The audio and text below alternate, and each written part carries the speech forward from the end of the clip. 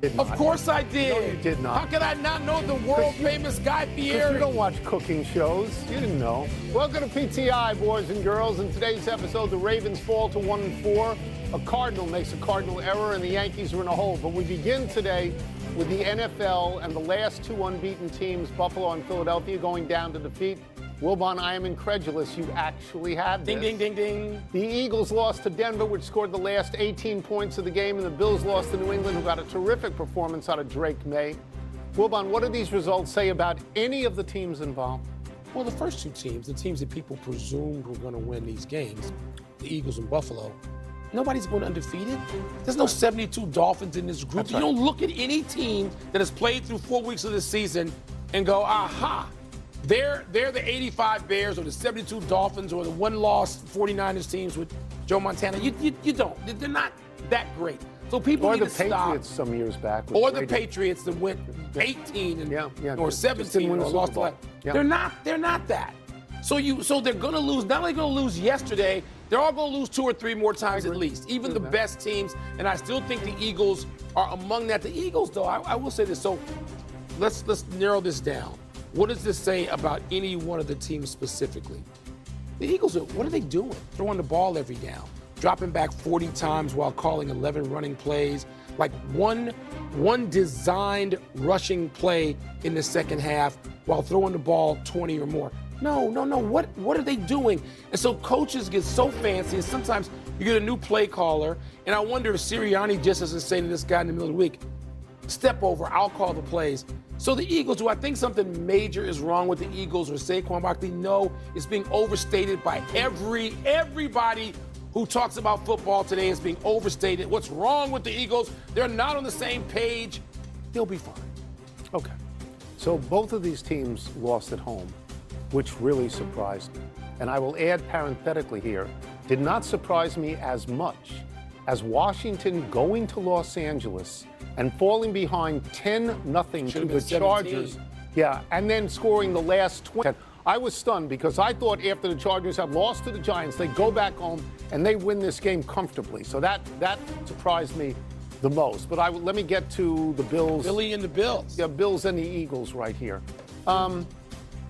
Look, I agree with you that no team is going through undefeated. Not through 17 games. That's not going to happen.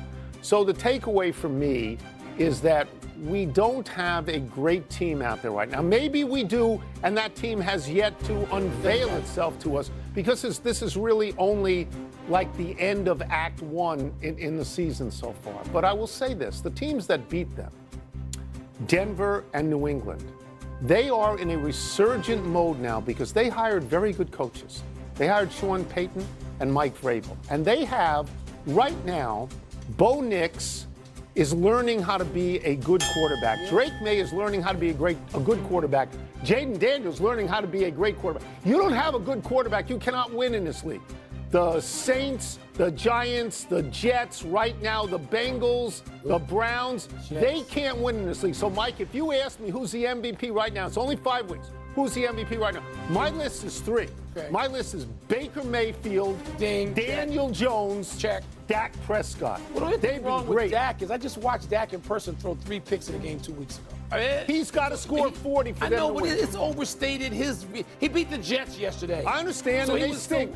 But I think those guys have been really good. He's been really good. I just watched him throw 3 picks in a game to lose, to get crushed. So, but just let's slow it down a little bit.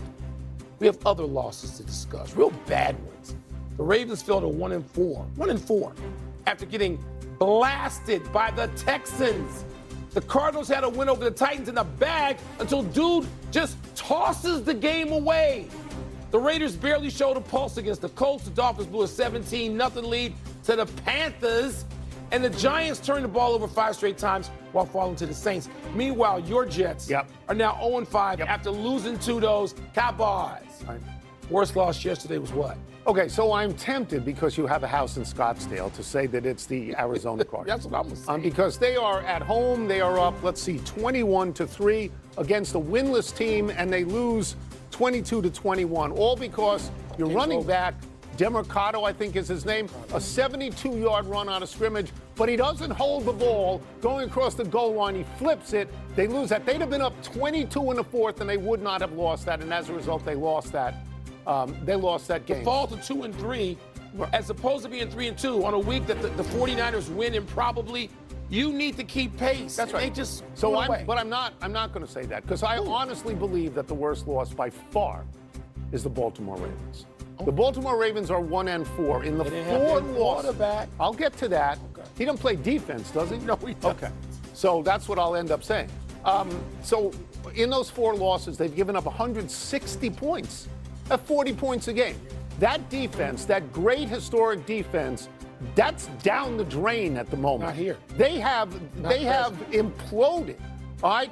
They gave up 44 points to the Texans, who were averaging 16 a game.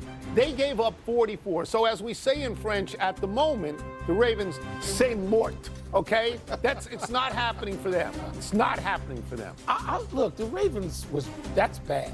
Right? And that defense is non-existent. What's worse? Franchise. What's worse? The Cardinals. The game's over. The game's won. You're playing a winless team. You're at home. The game's over, dude. Just because everybody's got to do this now. Let me. I would cut him. Let me go straight to that. Last night. Look, I saw this the first time it happened in modern memory. Deshaun Jackson. Yeah, Philadelphia. Texas Stadium. I was there watching it. I think I was. And it was so stunning. You couldn't believe it in real time. And Deshaun Jackson went on to have a great career. And yeah. Okay. But then we just saw this last week. We see it last week when a dude on the Colts, he just sort of gives it up. He's playing with the balls. He crosses the goes to playing with his food. I would cut people. Yeah. You are so if you're not selfish, you're so self-centered. The celebration is more important to you than winning the damn game. Get out. Yeah. I would throw people out. The other games were fairly predictable. The Giants stink. Jackson Dart is a work in progress. You mean he's not as great as they had him being after week one? It's a work in progress, like J.J. McCarthy. Everything is a work in progress. So they lost to a winless team, but nobody is surprised.